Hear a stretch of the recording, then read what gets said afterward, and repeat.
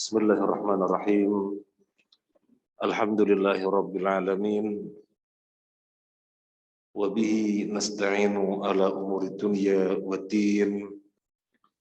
Wassalatu wassalamu ala asyrafil anbiya'i wal mursalin wa ala alihi wa ashabihi ajma'in.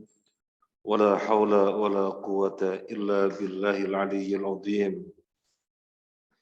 Ya ayyuhalladzina amanu taqullaha haqqa tuqatih wa la tamutunna illa wa antum muslimun.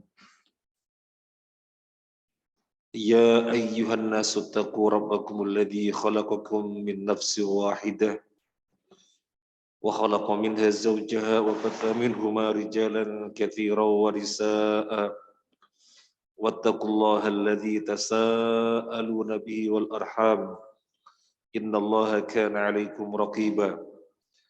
Ya ayyuhalladzina amanu taqullaha wa qulu qawlan sadida yuslih lakum a'malakum wa yaghfir lakum dhunubakum wa may yuti'illaha wa rasulahu faqad faza fawzan 'azima.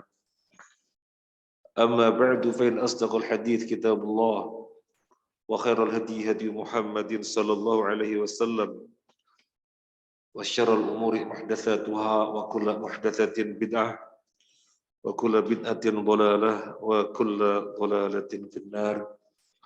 Ma'asyiral muslimin rahiman wa rahimakumullah. Semoga Allah merahmati kita semuanya. Amin ya rabbal alamin.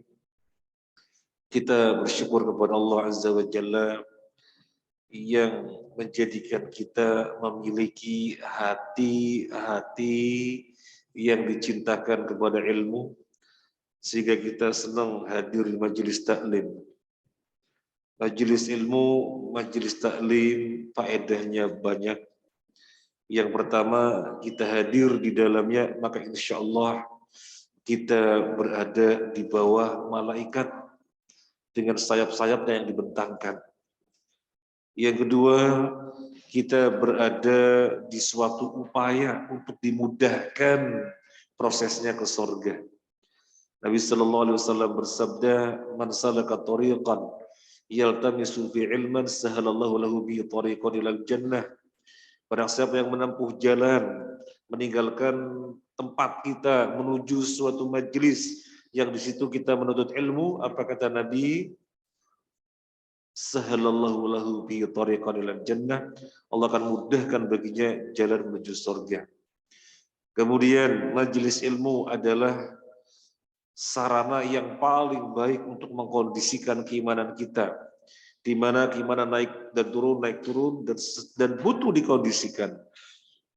Dan sebaik-baiknya pengkondisian keimanan adalah bermajelis ilmu.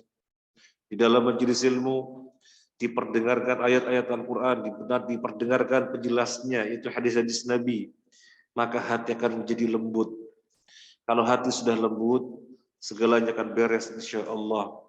Tidak tanduknya, aktivitas lisannya, keputusannya, tindakannya, kebijakannya, semuanya berangkat dari kelembutan hati, maka mendatangkan kebaikan dan kemaslahatan insya Allah.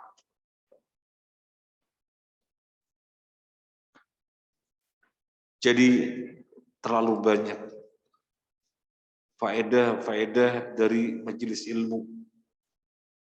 Maka bersyukurlah kepada Allah ketika Allah menjadikan kita sebagai orang yang memiliki hati-hati yang dicintakan kepada ilmu. Insyaallah kita akan terus thalabul ilmi, tafaqquh fiddin sampai mati.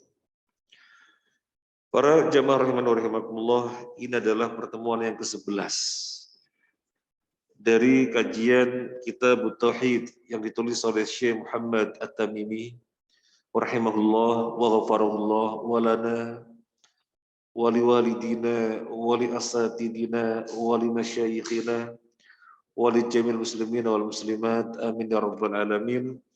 Bedanya kalau sebelumnya dari 1 sampai 10 dengan online. Dan hari ini alhamdulillah offline plus online. Maka insya Allah lebih banyak faedahnya insya Allah. Dan kita berharap masing-masing ada bukunya. Kalau misalnya belum, semoga akan datang. Karena kita senang sekali ketika kajian benar-benar fokus. Jadi bukan jiping, bukan ngaji kuping, tetapi ngaji habis satu kitab, beralih kitab berikutnya, beralih kitab berikutnya, beralih kitab berikutnya, sehingga banyak kitab yang kita miliki, kita juga bisa murojaah dan bisa dijadikan teladan bagi anak cucu kita. Dulu eyang ngaji, alhamdulillah sekian banyak kitab, banyak kebaikannya. Oh, nah, ada terjemahnya. Kalau bisa masing-masing memilikinya.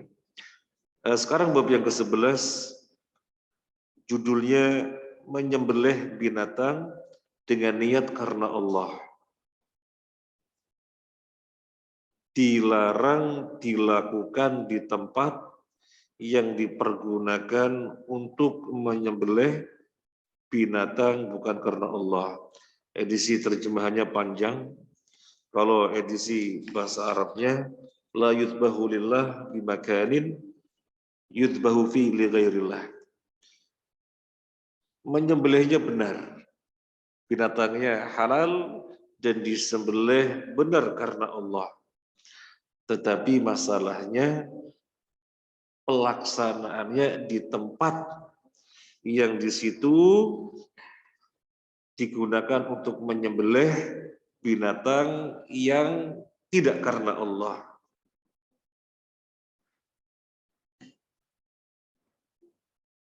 Yang disembelih sapi karena Allah, gak ada masalah, gak ada masalah. Tetapi disembelih di suatu tempat yang di situ digunakan untuk sesajen-sesajen, atau digunakan di tempat yang di situ digunakan untuk menyembelih yang ditujukan bukan karena Allah, menjadi tidak boleh. Ini judulnya.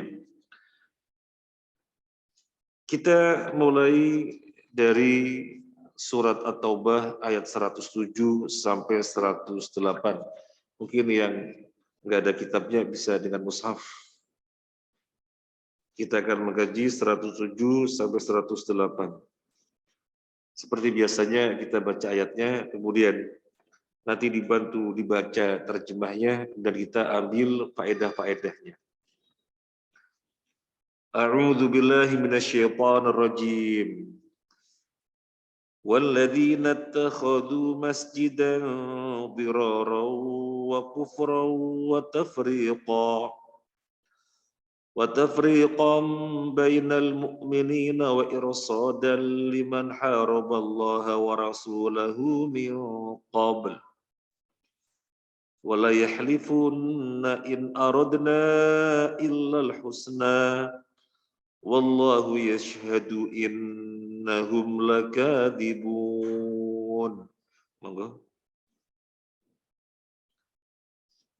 Dan di antara orang-orang munafik itu ada orang yang mendirikan masjid untuk menimbulkan kemudaratan pada orang-orang mukmin, untuk kekafiran dan untuk memecah belah antara orang-orang mukmin, serta menunggu kedatangan orang-orang yang telah memerangi Allah dan Rasul sejak dahulu. Mereka sesungguhnya bersumpah, kami tidak menghendaki selain kebaikan, dan Allah menjadi saksi di bawah sesungguhnya mereka itu adalah berdusta dalam sumpahnya. La taqum fihi abada lamasjidun usisa 'ala taqwa min awwali yaumin ahaqqu an taquma fihi rijalun yuhibbuna an yatatahharu wallahu yuhibbul mutahhirin. Janganlah kamu sholat dalam masjid itu selama-lamanya. Sesungguhnya masjid yang didirikan atas dasar takwa, masjid Quba, sejak hari pertama ada motivasi yang sholat di dalamnya. Di dalamnya ada orang yang ingin membersihkan diri, dan Allah menyukai orang-orang yang membersihkan diri. Jazakallahu khairan. Ada masjid, tetapi Allah melarang Nabi Sallallahu Alaihi Wasallam dan para sahabatnya untuk sholat di situ. Kata Allah, la takum fihi abada. Jangan sholat di dalamnya abada, selama-lamanya. Masjid apa itu? Populer dengan sebutan Masjid Diror. Sehingga sampai sekarang pun istilah itu dipakai. Kalau ada masjid tidak ikhlas karena Allah, tapi untuk suatu tujuan tertentu, maka akan disebut dengan Masjid Diror. Karena bermula dari kejadian ini, Nabi Shallallahu Alaihi Wasallam membuat Masjid Kuba. Para jamaah haji dan jamaah umroh biasanya tidak terlewatkan untuk datang ke Masjid Kuba. Kenapa? Karena fadilahnya besar. Berangkat dari hotel dalam keadaan sudah berwudu, suci, kemudian menuju Masjid Kuba, di sana sholat 2 rakaat, maka pahalanya sama dengan umroh. Nabi Shallallahu Alaihi Wasallam mendirikan Masjid Kuba. Kemudian orang-orang munafik membuat masjid tandingan yang tidak jauh dari situ. Maka di sini disebutkan waladina, dan mereka yang dimaksud orang-orang munafik, ittakhadu masjidan, mendirikan masjid. Untuk apa? Untuk 4 tujuan. Yang pertama, diroron, menimpakan mara bahaya. Menimpakan mara bahaya untuk apa? Untuk Masjid Kuba itu sendiri. Dia menyainginya. Makanya disebut Masjid Diror, karena dibangun untuk tujuan memudorotkan Masjid Kuba. Tujuan yang kedua, kufron. Masjid ini dibangun karena kekufuran. Kufron billah, mengkufuri Allah, li'anahu yuqarriru fihi al-kufr, di mana di dalamnya dia menyatakan kekufuran.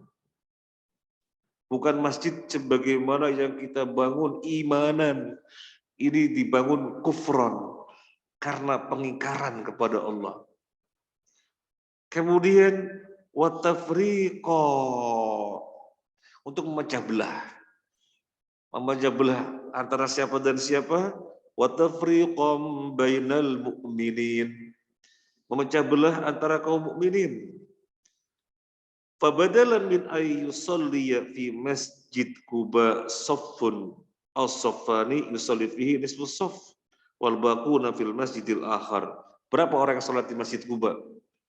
2 saff misalnya. Dengan dibikin tandingannya, maka terpecah. Ada yang ke sana, ada yang ke sana.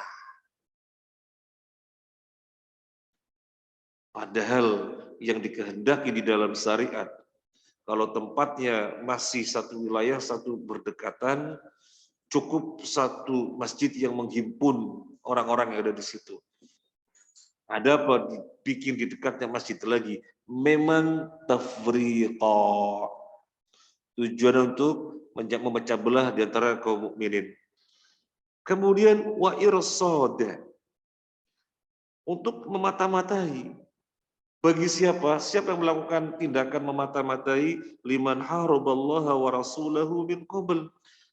Bagi orang-orang yang memusuhi Allah dan Rasulnya.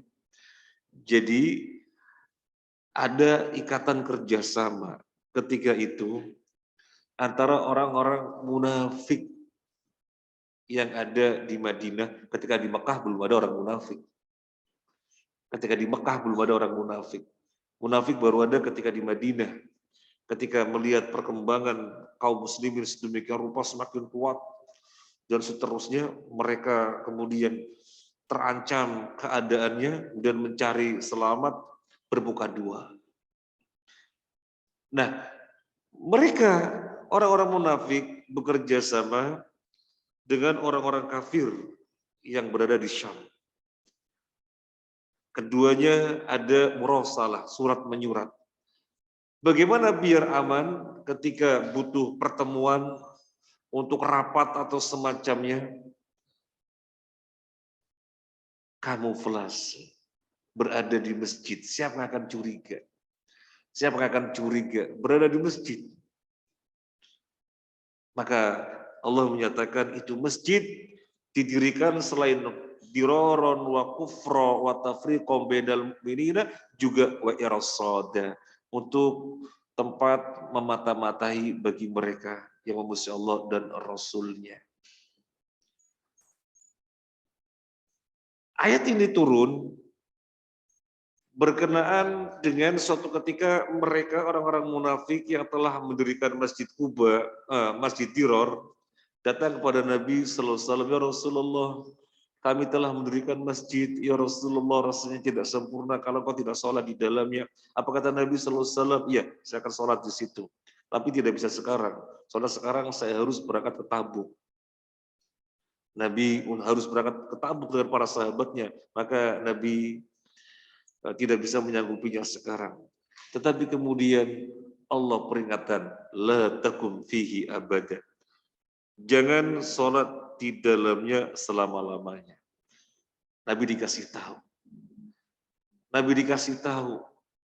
Berarti Nabi tidak tahu hakikatnya. Memang Nabi manusia biasa. Nabi tidak tahu perkara gaib. Nabi menyanggupi karena tidak tahu hakikatnya. Itu sesungguhnya Masjid Diror. Maka Allah kasih tahu apa yang sesungguhnya, apa hakikatnya. Dan kemudian Nabi perintahkan agar masjid itu dibongkar, dihancurkan. Para jamaah rahimani wa rahimakumullah, di dalam ayat ini disebutkan wala yahlifunna in aradna illal husna. Mereka benar-benar bersumpah, kami tidak ada yang kami kehendaki dari semuanya ini mendirikan masjid kecuali kebaikan. Itu wataknya orang munafik. Karakternya orang munafik, ringan bersumpah, padahal sumpah palsu. Padahal sumpah palsu. Kemudian kelanjutan ayat ini, wallahu yashhadu innahum lakadzibun. Allah bersaksi bahwasanya mereka itu benar-benar dusta. Kenapa mesti Allah menggunakan syahadat, persaksian? Allah bersaksi bahwasanya mereka adalah dusta. Kenapa? Karena urusan kemunafikan yang ada di dalam hati mereka ini perkara yang tidak ada diketahui. Zahirnya mereka itu muslim. Zahirnya mereka muslim. Di tengah-tengah kaum muslimin. Hidup dengan syarat-syarat Islam yang ada di tengah-tengah kaum muslimin. Maka apa yang ada di hatinya gak ada yang tahu kecuali Allah. Oleh karena itu, karena ini perkara gaib, di mana tidak ada yang tahu kecuali Allah, maka Allah di sini menggunakan redaksi wallahu yashhadu. Allah menyaksikan, meskipun itu perkara yang disembunyikan oleh mereka, bukan perkara zahir, tapi perkara batin, wallahu yashhadu. Allah menyaksikan. Karena bagi Allah tidak ada yang tersembunyi. Sama aja urusannya bagi Allah. Perkara yang tampak atau tidak tampak, bagi Allah sama saja, gak ada bedanya. Maka redaksinya dengan wallahu yashhadu. Perkara yang tersembunyi bagi kaum muslimin, tapi bagi Allah sama saja. Wallahu yashhadu. Innahum lakadzibun. Jadi untuk menyatakan kedustaan mereka, di sini Allah menggunakan lafaz yashhadu. Karena nggak ada yang tahu kecuali Allah. Dan urusannya bagi Allah sama saja. Perkara sembunyi atau perkara jahar, sama saja. Para jamaah rahimani wa rahimakumullah, kemudian di sini ketika Allah melarang Nabi untuk sholat di situ, Allah mengatakan la takum fihi abada. Jadi bukan sekedar la takum fihi, jangan sholat di dalamnya, bukan sekedar itu. Tetapi redaksi ayatnya adalah la takum fihi abada. Ini isyarat apa? Isyaratun ila anna hadzal masjid sayabqa masjida nifaqin. Ini sebagai isyarat dari Allah bahwasanya masjid tersebut selama-lamanya tidak akan pernah berubah menjadi masjid di atas ketakwaan. Selama-lamanya akan menjadi masjid nifaq. Sehingga Allah ketika melarang Nabi untuk sholat di dalamnya tidak sekedar la takum fihi, tidak. Tetapi la takum fihi abada, berarti isyarat ini masjid selama-lamanya tidak akan pernah berubah menjadi kebaikan.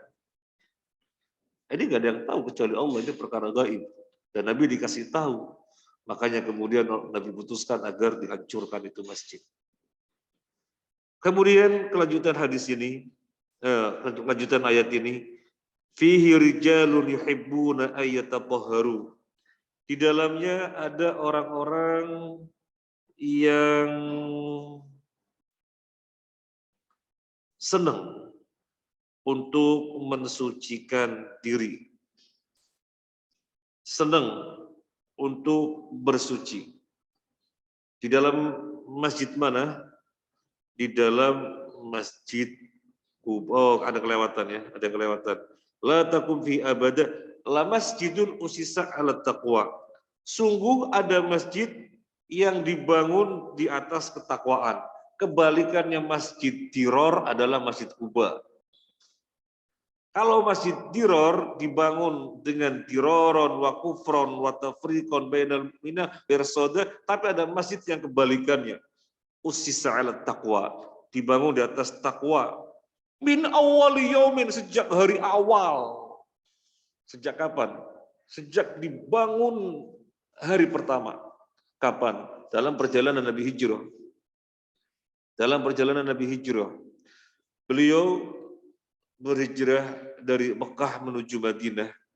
Sebelum sampai di Madinah, yang sekarang ada Masjid Nabawi, Nabi singgah di Kuba terlebih dahulu, yang tidak jauh dari Masjid Nabawi. Nabi di situ membangun masjid.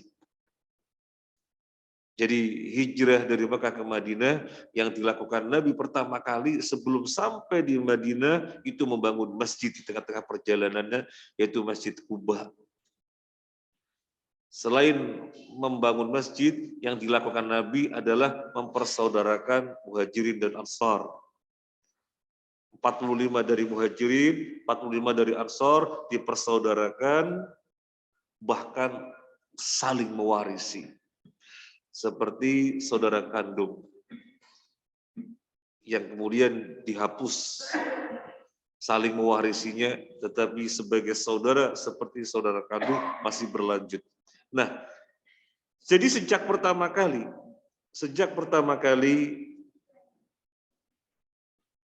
Masjid Kuba dibangun di atas ketakwaan, lain halnya Masjid Diror. Nah, fihi rijalun yuhibbuna ayyatatahharu. Di dalamnya terdapat orang-orang yang senang toharoh, yang senang bersuci. Bersuci dari apa? Bersuci dari dua macam. Bersuci dari perkara yang sifatnya hissi, dan bersuci dari perkara yang sifatnya maknawi.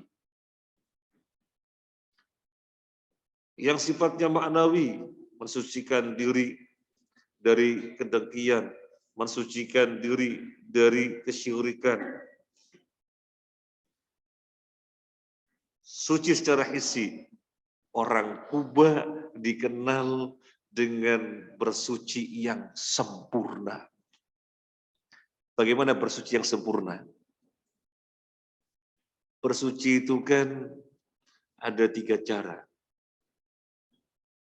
Ketika kita istinja, mohon maaf, ketika kita cebok, ada 3 cara. Yang pertama, mencukupkan diri dengan air. Yang kedua, mencukupkan diri dengan batu. Yang ketiga, batu dulu, baru kemudian air. Ini yang sempurna.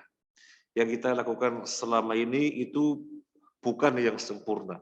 Yang sempurna adalah dengan batu dulu, baru dengan air. Itu yang sempurna. Disusul dengan air saja, disusul dengan batu saja. Nah, orang-orang Kuba dikenal mereka bersuci sempurna, batu dulu, baru air. Ini bersuci secara hissinya. Dan Allah abadikan di dalam Al-Quran, fihi rijalun yuhibbuna ayyatatahharu. Terkait kebalikannya dengan orang-orang munafik, Maka orang munafik tidak senang bersuci. Dan orang munafik dinyatakan najis oleh Allah Azza wa Jalla.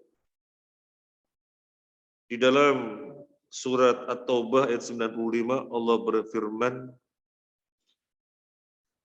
yahlifuna billahi lakum idza qalabtum ilaihim litu'ridu anhum fa'ridu anhum innahum rijsun. Berpalinglah dari mereka orang-orang munafik.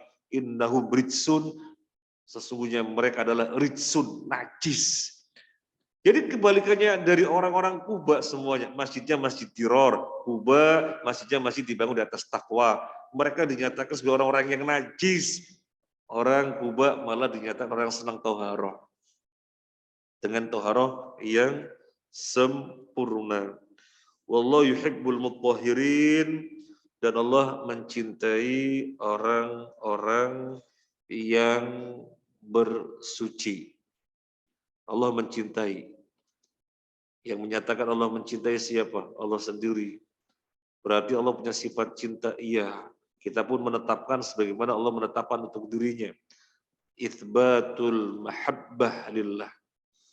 Itsbatu sifatil hubbi lillah, menetapkan sifat cinta bagi Allah karena memang Allah menetapkan sifat itu untuk dirinya. Bagaimana Allah mencintai? Tentunya yaliku bijalali wa uzmatihi. Cinta, bagaimana Allah mencintai? Allah mencintai orang-orang yang bersuci. Maka cintanya sesuai dengan keagungan dan kebesarannya. Kita tidak kemudian ngotak-ngatik. Gimana Allah mencintai? Mencintai kan perkara hati. Masa menyamakan Allah dengan manusia punya hati begitu? Kemudian sebagian mereka mentakwil.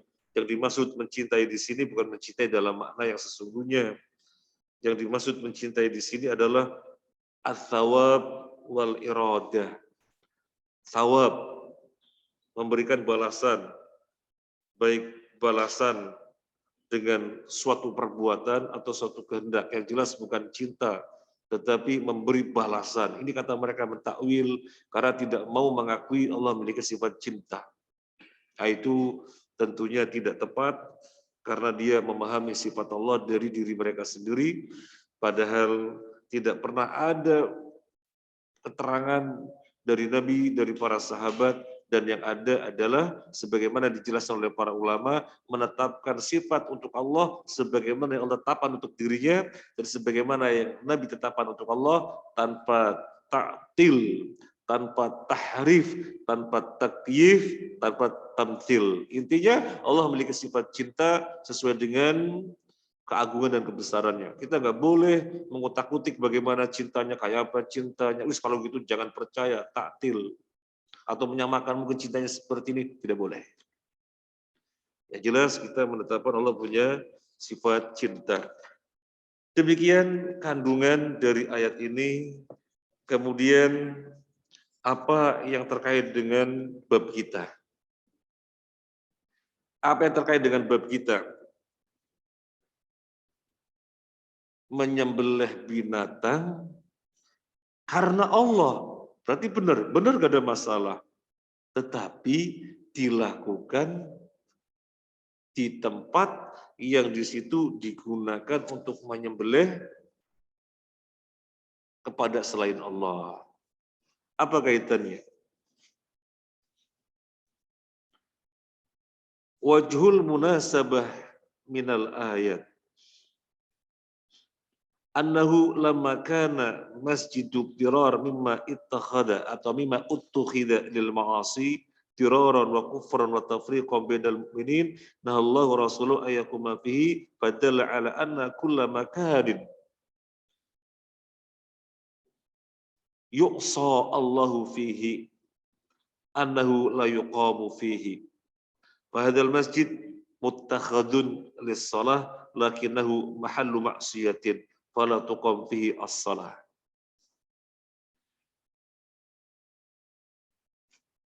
Sisi korelasinya dengan bab kita adalah Masjid Diror itu didirikan untuk maksiat. 4 perkara tadi, apa saja? Diror, kufron, tafriqom bainal mu'minin, Mirsoda. Jadi didirikan untuk maksiat. Maka Allah melarang Nabi dan kaum mukminin untuk sholat di dalamnya.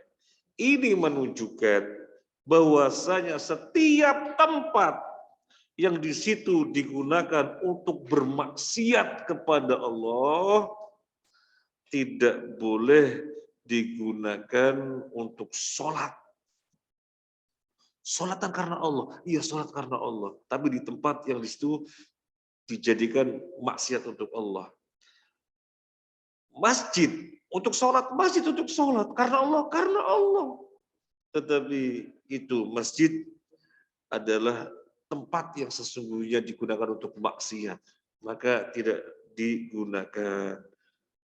Wa kadza law arada insanun ayyadbaha fima yudbahu fi ghairillah kana haraman li'annahu yushabbihu as-shalah fi masjid dirar. Oleh karena itu, jika seseorang ingin menyembelih binatang halal dan tidak ada masalah karena Allah, cuma dilakukan penyembelihannya di tempat yang di situ digunakan untuk penyembelihan kepada selain Allah, maka ada kesamaan, nggak boleh. Menyembelihnya karena Allah, iya menyembelihnya karena Allah. Mungkin kurban, mungkin akikoh karena Allah. Tetapi disembelih di tempat yang di situ digunakan untuk penyembelihan bagi selain Allah, digunakan untuk penyembelihan bagi sesajen Nyiroro Kidul, digunakan untuk penyembelihan yang kepalanya ditanam ketika bangun jalan tol, yang kepalanya ditanam ketika bangun jembatan, maka tidak boleh kita berkorban, kita berakikoh dilakukan di situ.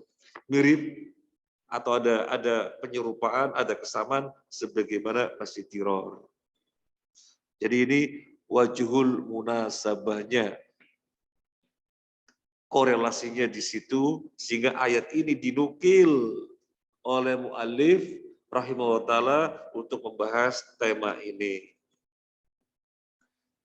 Kemudian para jamaah rahimani rahimakumullah, kalau ini bunyi apa? Gak ada masalah. Oke. Kalau ini terkait dengan tempat, demikian juga ada yang terkait dengan waktu. Logikanya sama. Cuma ini terkait dengan tempat, ada yang terkait dengan waktu, logikanya sama, maka dilarang. Apa contohnya? Boleh enggak kita sholat ketika matahari baru terbit? Atau ketika matahari baru terbenam? Baru terbit? Atau baru terbenam? Boleh apa enggak? Jawabannya tidak boleh. Kenapa tidak boleh? Karena itu adalah dua waktu yang orang-orang kafir menyembah matahari. Mereka yang menyembah matahari melakukan penyembahan di waktu ketika matahari baru muncul dan ketika matahari baru terbenam. Maka karena ini waktu digunakan untuk mereka untuk menyembah matahari, kita dilarang. Loh, kita kan menyembah Allah. Ya betul, gak ada masalah, gak ada masalah. Tetapi di waktu yang digunakan oleh orang-orang kafir menyembah selain Allah, menjadi waktu yang terlarang. Jadi ini terkait dengan waktu, adapun yang sedang kita bahas terkait dengan tempat. Nah, kemudian yang berikutnya, kita akan melihat hadis Thabit bin Ad-Dhahak, halaman 44 yang ada bukunya. Kita bacakan. Nadara rajulun ayyan haro ibilan bi buanah. Fasa'ala Nabiyya sallallahu alaihi wasallam. Faqala hal fiha wathanun min awthanil jahiliyah yu'bad? Qalu la. Qal fahal kana fiha 'idun min a'yadihim? Qalu la. Faqala Rasulullah sallallahu alaihi wasallam aufi binadrika. fa innahu la wafa'a li nadrin fi ma'siyatillah wala fima la yamliku ibnu Adam.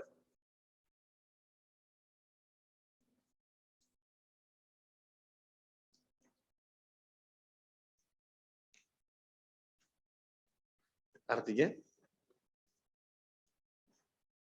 Sa'id bin Abdullah radhiyallahu anhu menuturkan, ada seseorang yang bernazar akan memberi seekor unta di buana. Lalu orang itu bertanya kepada Nabi Sallallahu Alaihi Wasallam. Nabi itu bertanya, apakah tempat itu pernah ada salah satu dari berhala-berhala jahiliyah yang disembah? Para sahabat menjawab, tidak. Beliau bertanya lagi, dan apakah di tempat itu pernah dilaksanakan salah satu perayaan hari raya mereka? Mereka menjawab, tidak. Maka Rasulullah Sallallahu Alaihi Wasallam bersabda, penuhilah nazarmu itu, karena sesungguhnya tidak ada pembunuhan atau nazar dalam bermaksiat kepada Allah dan para perkara yang luar waktu di seseorang. ada orang bernadar. Nadarnya apa? Nadarnya menyembelih onta di suatu tempat namanya buana. Kemudian dia bertanya kepada Nabi Sallallahu Alaihi Wasallam. Nabi tidak langsung menjawab. Ketika ada orang mengatakan nadar menyembelih onta di suatu tempat yang namanya buana. Nabi tidak langsung menjawab, tapi Nabi bertanya terlebih dahulu, hal fiha wathanun min awthanil jahiliyyati yu'bad?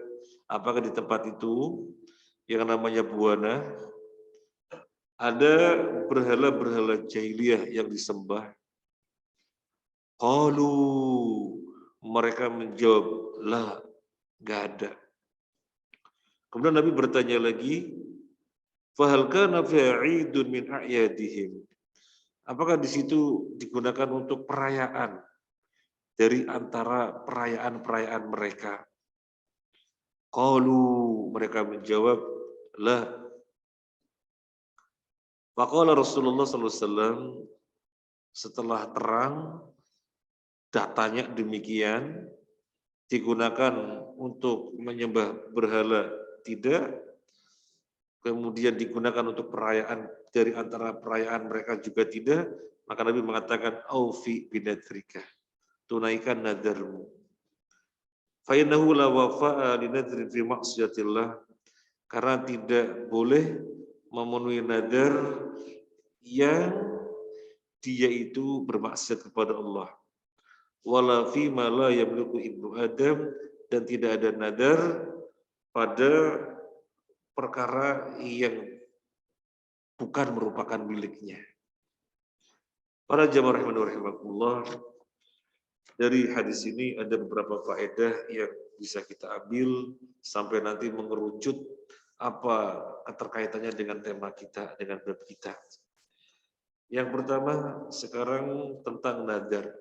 Apa sih pengertian nadar? Nadar itu maksudnya adalah ilzamul mukallaf nafsahu lillahi syai'an ghairu wajib. Mukallaf artinya orang yang dewasa, kita semuanya mukallaf kecuali yang kecil belum mukallaf. Kita semua orang dewasa mewajibkan diri dengan sesuatu yang sesungguhnya bukan merupakan kewajiban. Itu namanya nadar.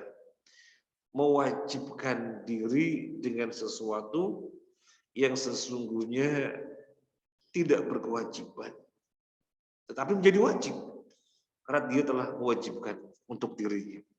Ini nadar. Nadar hukum asalnya makruh. Nadar hukum asalnya makruh. Bal inna ba'dhu ahli ilmi yamilu ila tahrimihi. Bahkan sebagian ahli ilmu mengatakan hukum nadar itu haram. Hukum nadar itu haram. Tetapi para ulama yang lainnya mengatakan hukum asalnya adalah makruh. Kenapa makruh?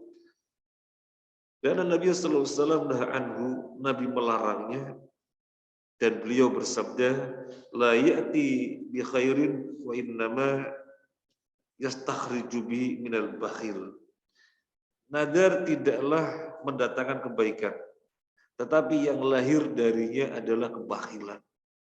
Orang bernadar gak ada baiknya. Orang bernadar gak ada baiknya. Justru yang ada menghantarkannya menjadi orang bakhil. Kenapa demikian?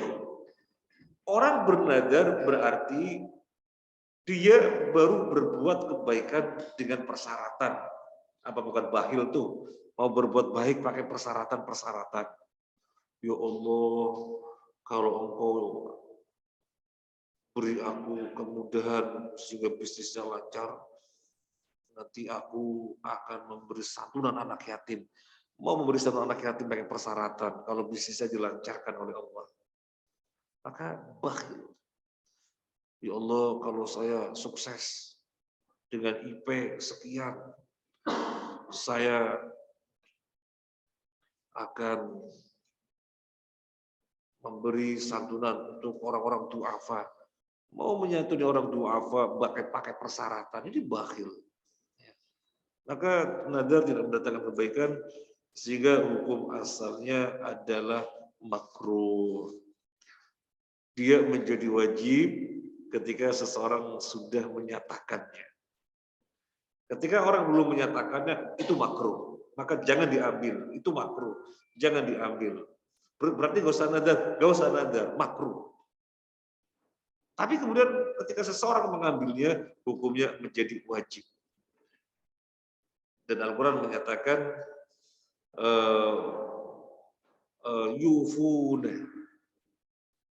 yufuna, gimana ayatnya?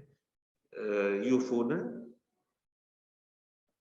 tentang orang-orang yang baik, walladzina yufuna, gimana ayatnya? Itu dalam 9, orang-orang yang memenuhi nadarnya. Loh kok disebut baik orang yang memenuhi nadarnya? Karena dia telah menyatakan, karena dia telah kewajiban untuk dirinya dan dia menunaikannya. Nah, sisi baiknya di situ. Sisi baiknya di situ. Tetapi kalau belum bernadar, sebaiknya tidak nadar karena hukum asalnya adalah makruh. Dan kenapa dikatakan tidak ada baiknya? Layak bi khair, kata Nabi. Secara umum, orang setelah nadar biasanya menyesal. Kenapa? Ketika Allah wujudkan apa yang menjadi keinginannya, kemudian dia merasa berat untuk melakukannya. Waduh, kenapa dulu pakai nadar ya? Akhirnya merasa berat. Maka tidak ada kebaikannya. Kemudian, kenapa tidak ada kebaikannya? Tajiduhu yandaru kanahu yaqulu innallaha la yan'am 'alaihi bi jalbi khair aw daf'i dharar illa bi hadzal nadar. Kenapa tidak ada kebaikannya?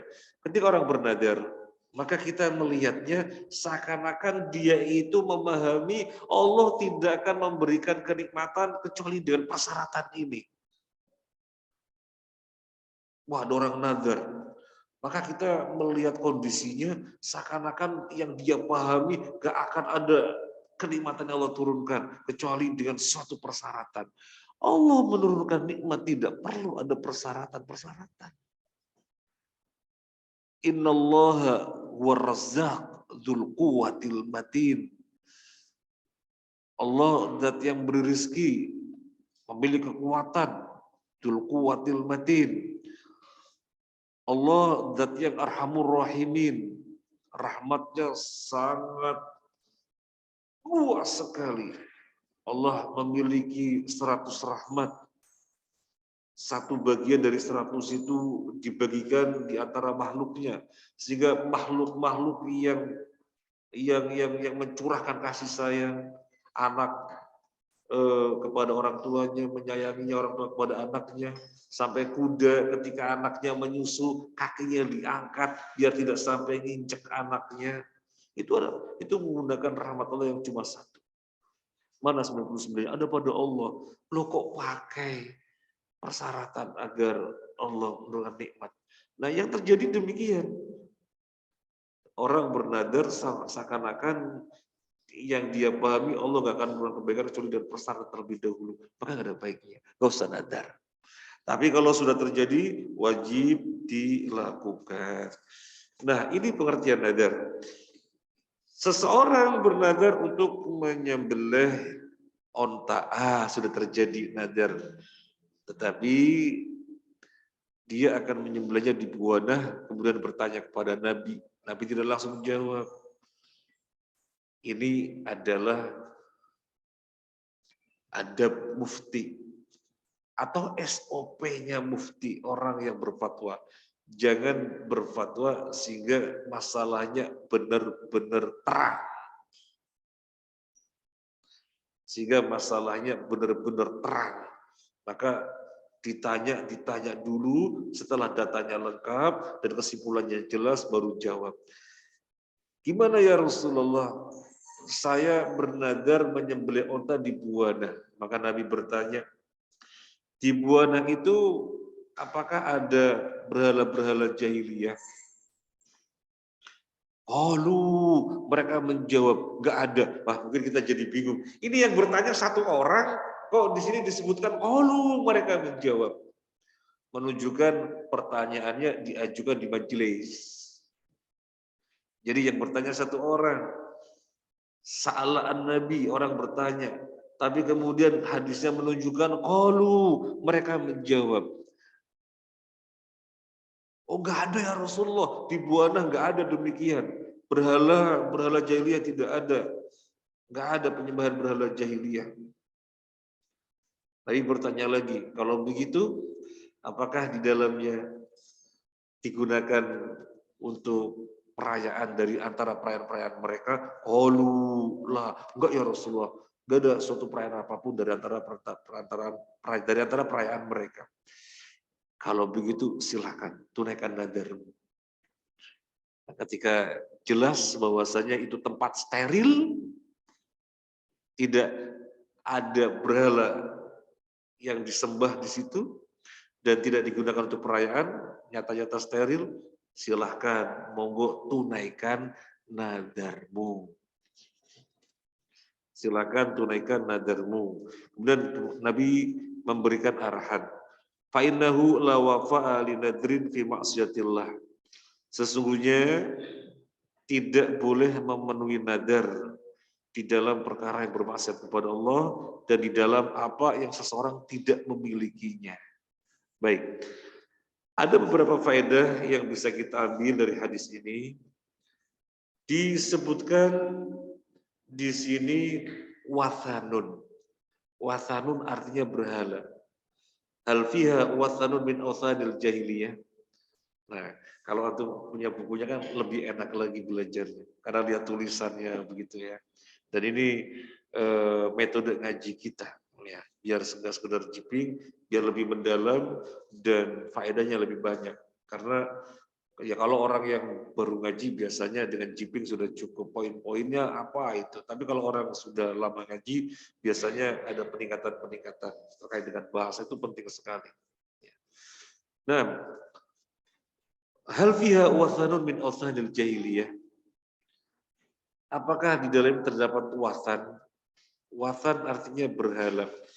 Apa bedanya dengan sonam? Sonam juga berhala.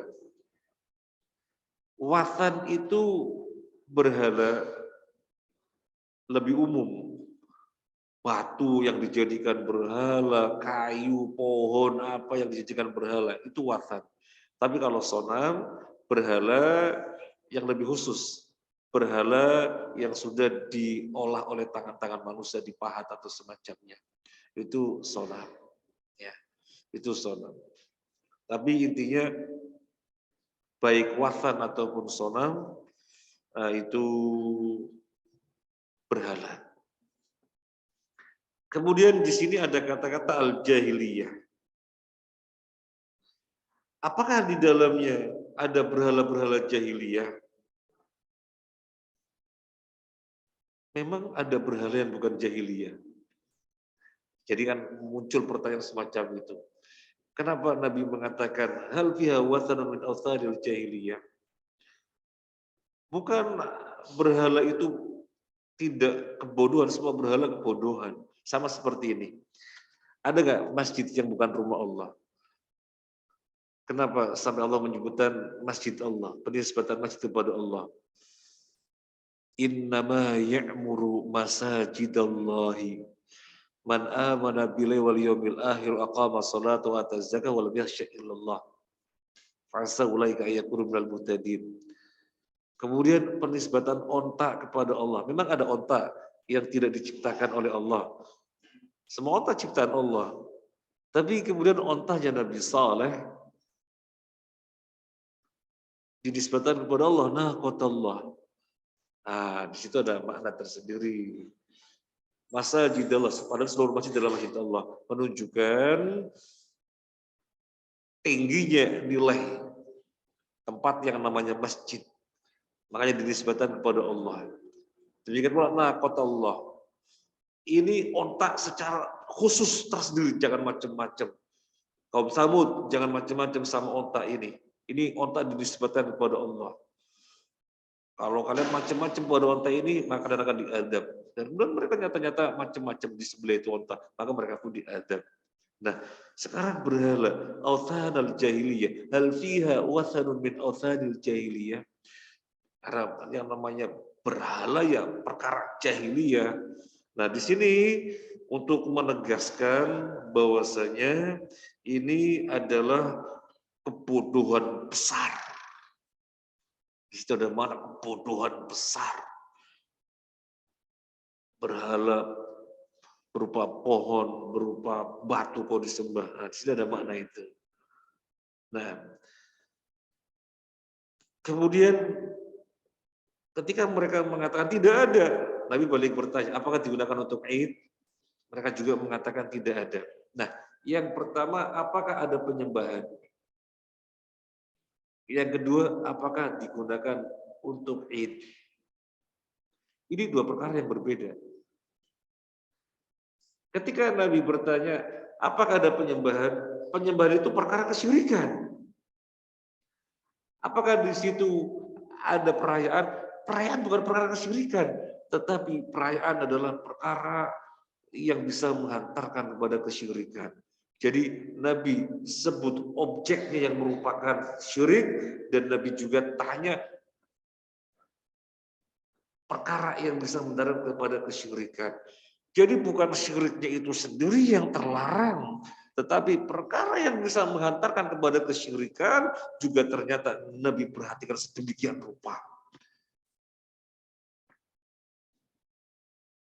Sehingga masalah kuburan ini sekedar sholat dan gak ada kesyirikan, murni karena Allah. Cuma dilakukan di kuburan, yaitu yang menjadi perhatian Nabi.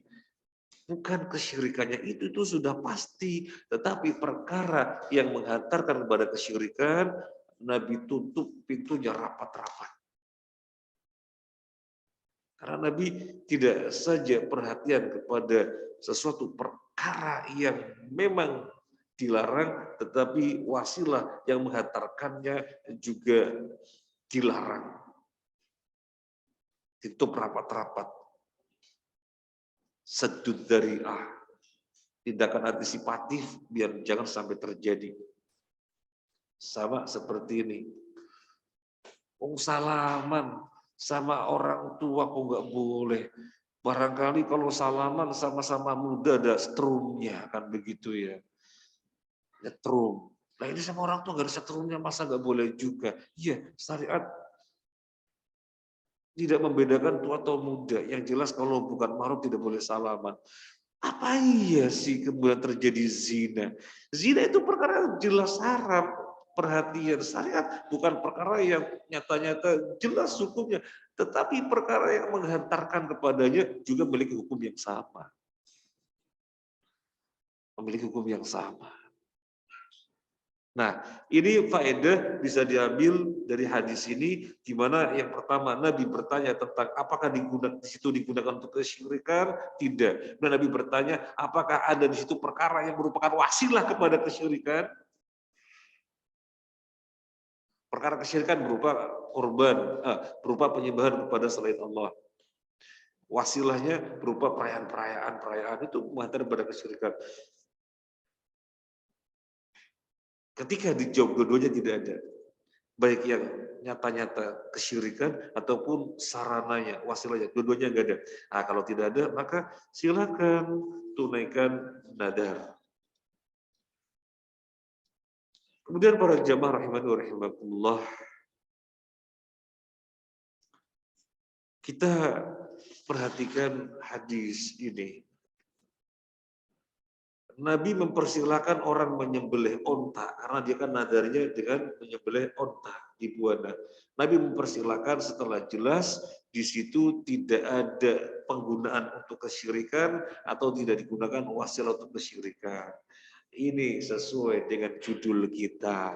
Tidak boleh menyembelih binatang karena Allah, tetapi dilakukan di tempat yang digunakan untuk penyembelihan kepada selain Allah. Jadi sudah sesuai dengan judul. Kemudian faedah yang lainnya yang bisa kita ambil tentang macam-macam nadar. Tentang macam-macam nadar. Aksamun nadar, macam-macam nadar. Ibu bisa menangkap kajian ini? Karena kajian ini sangat serius itu ya. Serius sekali, butuh fokus gitu ya. Sangat serius sekali. Nah, macam-macam nadar. Al-awwal yang pertama ma yajibu al-wafa'u bihi wa nadru ta'ah. Yang pertama nadar yang wajib ditunaikan, yaitu nadar ketaatan. Bernadar membangun masjid kalau sakitnya sembuh. Ya karena sudah dilakukan sudah wajib. Dan membangun masjid untuk ketaatan. Bernadar akan mewakafkan sebagian rumahnya, karena rumahnya banyak gitu ya. Mewakafkan sebagian rumahnya.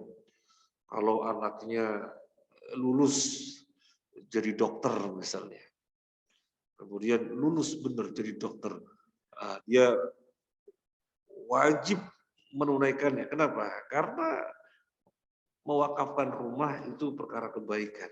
Jadi nadar ketaatan wajib dipenuhi.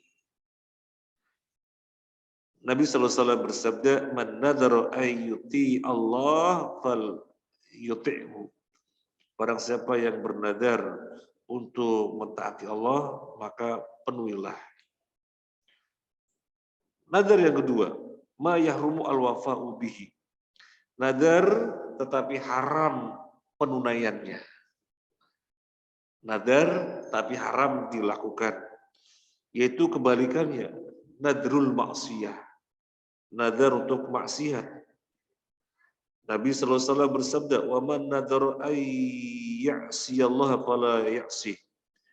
Barang siapa yang bernadar untuk bermaksiat kepada Allah, maka janganlah dia bermaksiat. Maka janganlah dia bermaksiat kepadanya. Artinya jangan ditunaikan.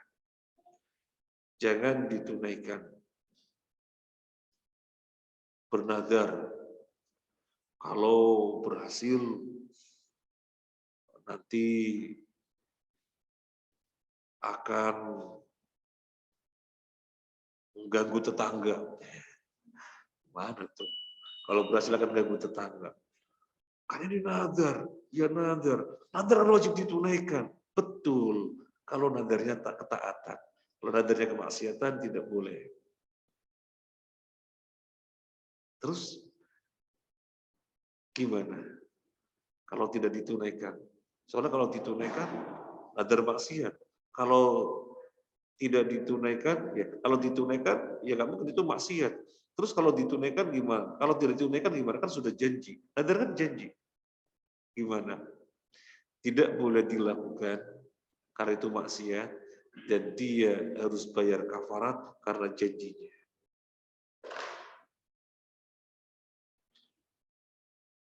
Sama seperti orang yang melakukan zihar kepada istrinya.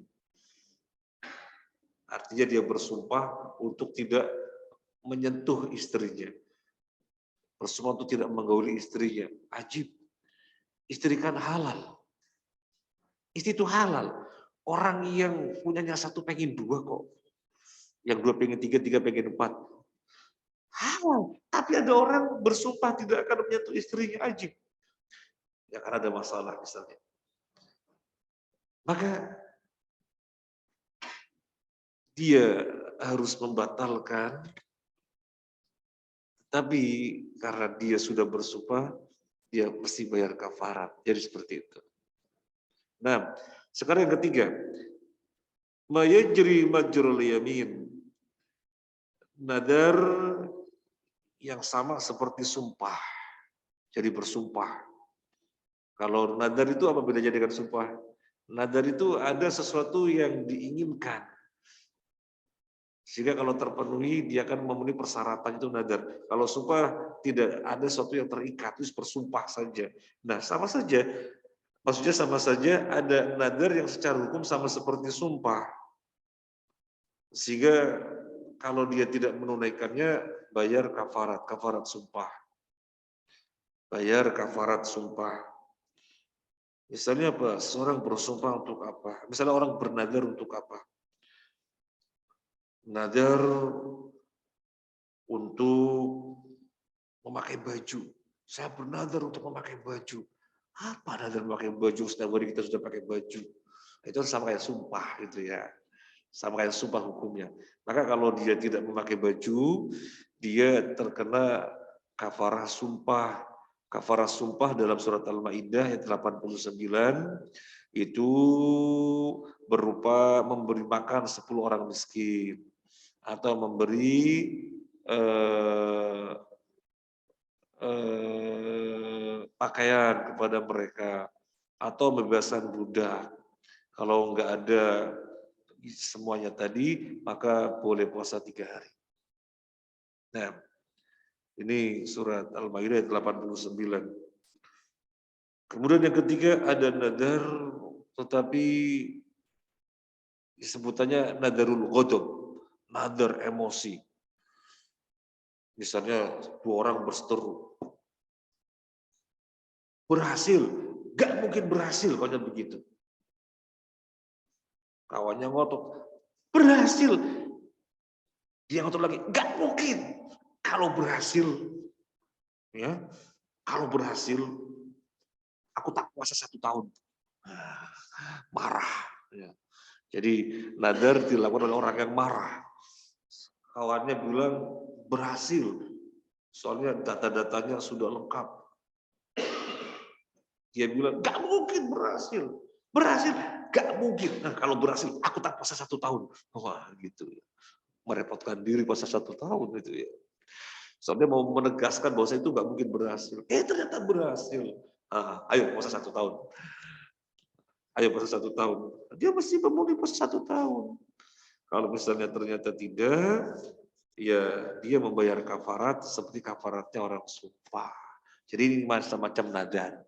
Nadar taat, nadar maksiat, nadar yang seperti hukumnya orang sumpah, dan nadar karena marah. Nah, kemudian para jamaah rahimani wa rahimakumullah, yang berikutnya disebutkan tidak ada nadar pada maksiat kepada Allah dan tidak ada nadar pada sesuatu yang seseorang tidak memilikinya. Ya jelas. Aku bernadar kalau lulus ini rumah buat kamu. Rumahnya sopo. Ya, sampai seperti ini juga dibahas ya. Karena jangan sampai orang merasa nadar itu sumpah dan wajib ditunaikan. Maka biar tidak terjadi kekacauan, syariat sudah mengantisipasi. Tidak ada nadar pada sesuatu yang bukan merupakan miliknya. Syariat itu lengkap, tidak ada yang tidak lengkap. Baik, Kemudian sekarang mengerucut atau menegaskan apa kaitannya hadis ini dengan bab kita.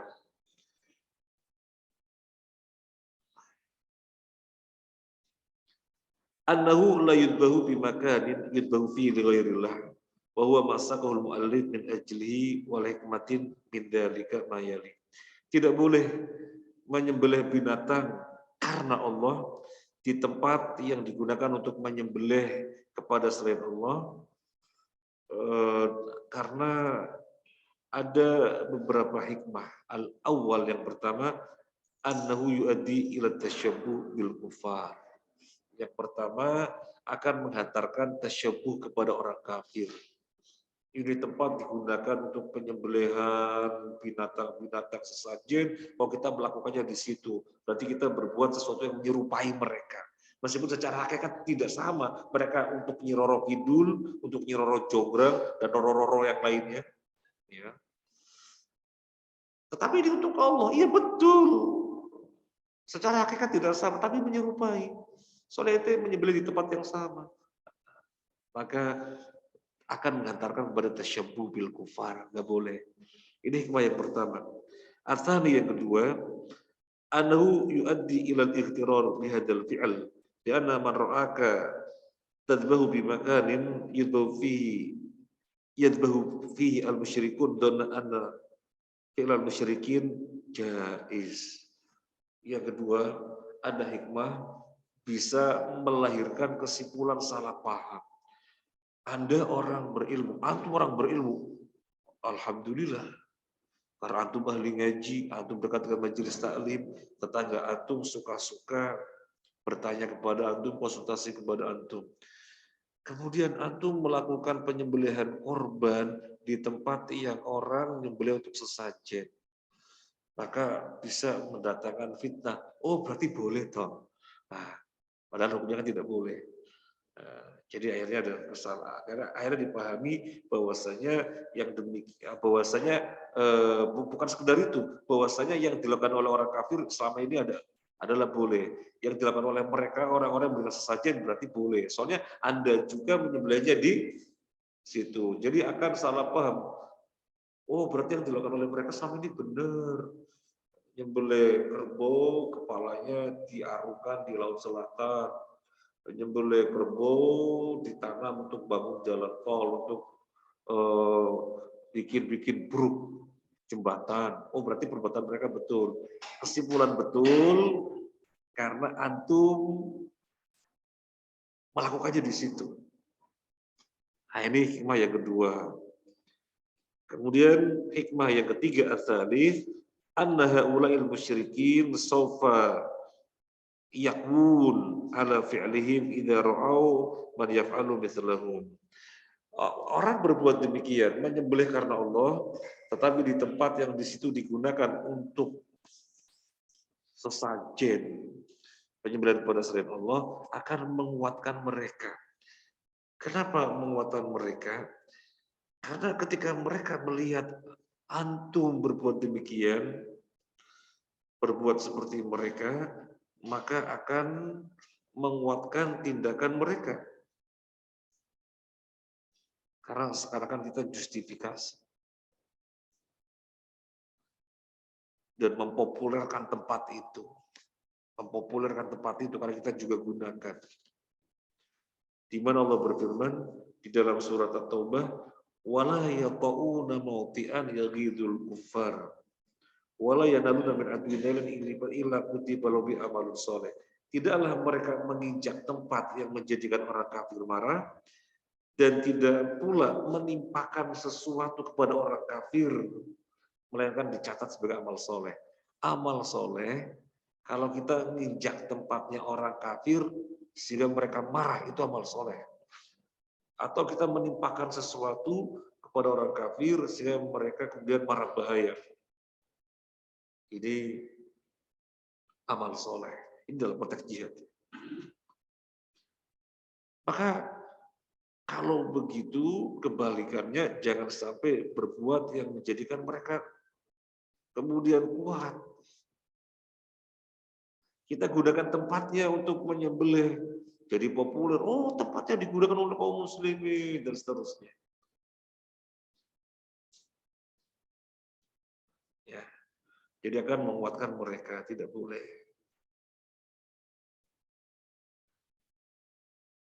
Ini yang bisa kita bahas. Jadi biasanya memang setiap kali pertemuan satu bab. Ini bab 11 dinukilkan surah At-Taubah 17 18 dan hadis satu hadis Bukhari dan Muslim. Tetapi Masya Allah, Insya Allah sudah jelas ya. Meskipun hanya dinukilkan 2 nas Al-Quran dan 1 hadis. Biasanya saya kembalikan kepada Master of Ceremony. Ustaz Ramdhani. Tafadhol. Belum ada pertanyaan. Nah, berarti yang di forum ya. Mogok barangkali ada yang mau menambahkan. Pasalnya mau menambahkan. Bagaimana hukum sholat di masjid yang sebelah masjidnya ada kuburan yang sering digunakan untuk acara malam Jumat? Sholat di masjid, di sampingnya ada masjid. Masjid di sampingnya masjid. Masjid di samping ada kuburan. Ya. Masjid di sampingnya ada kuburan. Apakah kuburan itu masih satu komplek dengan masjid atau masjidnya satu komplek dengan kuburan? Kalau masih satu komplek tidak boleh. Kalau masih satu komplek tidak boleh karena berarti masjid menyatu dengan kuburan.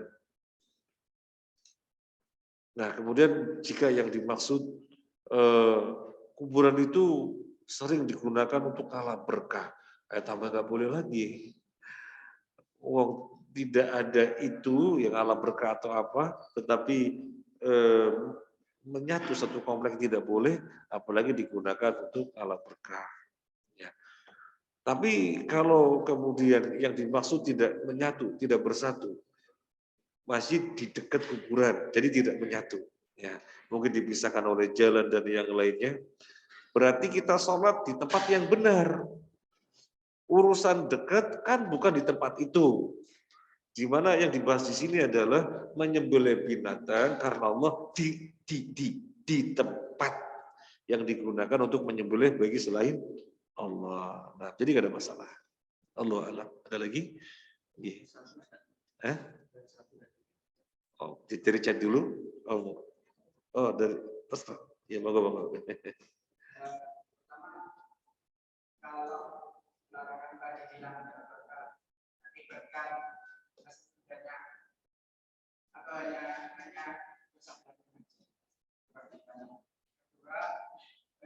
kita kan diberi fasilitas latihan. Pemerintah kasih tempat untuk yang berenang. Di situ itu macam-macam ada.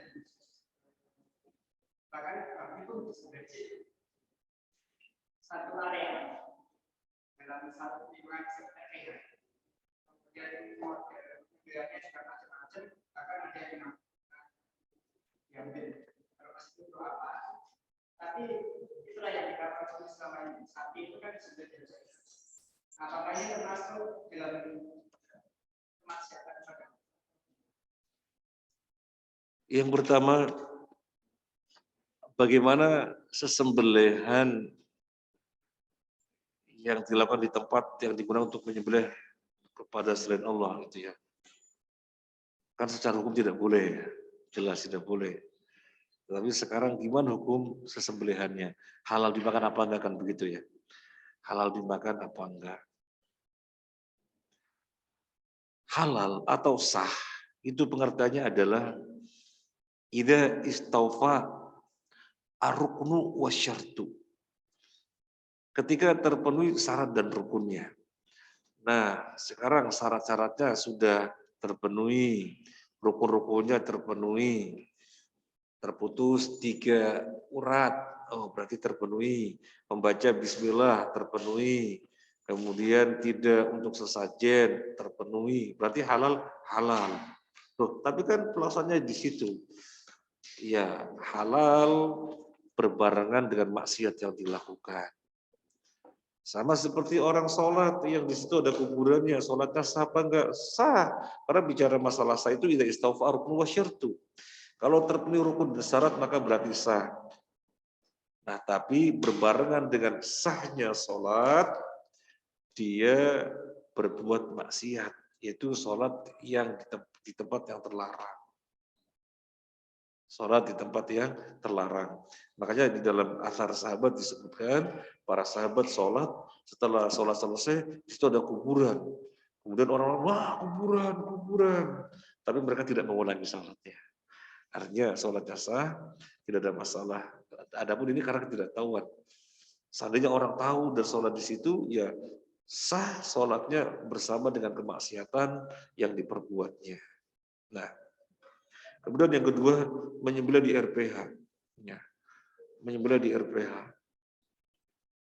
Apakah satu tempat benar-benar sapi di situ, babi di situ, anjing di situ? Ada petak-petaknya. Ya, jadi dalam satu tempat namanya penyembelihan hewan itu ya, penyembelihan hewan. Sapi, kambing di sini, kemudian babi di sana gitu ya. Ya nggak ada masalah ya. Karena yang diantisipasi adalah bercampurnya najisnya itu gitu ya. Kalau seperti itu nggak ada masalah gitu. Nah, tidak ada masalah. Tetapi ya yang selamat ya kalau memang kenyataannya demikian ya janganlah. Ya, yang lebih selamat ya. Kenyataannya demikian ya janganlah. Emangnya nggak ada tempat ya. Emangnya nggak ada tempat. Banyak tempat kok. Kecuali memang benar-benar nggak ada tempat. Seperti di sebuah negara malah termasuk pelanggaran kalau menyembelih tidak di tempat khusus yang namanya RPH itu. Termasuk pelanggaran dan kena sanksi. Nah kalau kita kan nggak kena sanksi, kalang anyar, tambak luas itu aja sebelah gitu ya. Nggak usah ke RPH. Ya, nah, Allah. Dari ini bagaimana hukum menyembelih hewan di bekas 9 bid'ah? di bekasnya apa? Yang menyembelihnya ahlu bid'ah. Oh, ahlu bid'ah biasa menyembelih di situ. Kemudian kita menyembelih di situ. Ya nggak ada masalah. Nah, nggak ada masalah. Ya. Wah, itu biasa digunakan menyembelih orang yang melakukan bidah ini gitu ya. Berarti kita nggak boleh di situ. Nggak ada masalah. Ya. Urusan dia dengan kebidahannya urusan dia. Adapun kita menyembelih di tempat itu penyembelihan bukan untuk penyembelihan sesajen. Kan menyembelih halal. Cuma yang dilakukan oleh mereka gitu kan, oleh ahli bidah. Ya. Kecuali ahli bidahnya memang dia menyembelih untuk bahasa apa yang ada di kuburan gitu ya. Menyembelih diperuntukkan untuk bahas siapa ya, berarti menyembelih untuk selain Allah. Kalau begitu sesuai dengan judul ini nggak boleh. Tetapi kalau memang nyembelih murni karena Allah tetapi dia adalah ahli bid'ah ya nggak ada masalah, nggak ada masalah. Nah,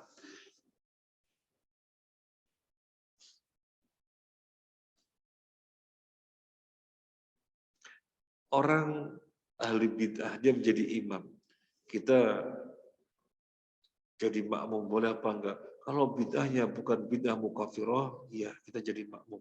Tapi kalau kita tahu bid'ahnya mukafirah, bid'ah yang bisa membatalkan keselamatannya, maka kita tidak bermakmum. Nah, ada lagi kelihatannya? Sudah cukup? Sudah malam? Apa jalannya macet? Pada Isa nggak macet? Kalau pada Barik macet. Iya. Ini saja yang bisa kita sampaikan, semoga bermanfaat ya. Semoga bermanfaat dan semoga menguatkan tauhid kita, karena yang masuk surga tanpa hisab itu orang yang tauhidnya bahasa kita 24 karat. Tauhidnya 24 karat, maka harus sering diasah. Terima kasih atas kebersamaannya. Mohon maaf atas hal-hal yang kurang berkenan. Subhanakallahumma wa bihamdika asyhadu an la ilaha illa anta astaghfiruka wa atubu ilaik. Sebelum ditutup, barangkali saya bisa berpesan kembali, kiranya bisa dimiliki buku ini. Kalau nggak salah harganya 28.000. Kalau nggak salah. Nah, Assalamualaikum warahmatullahi wabarakatuh.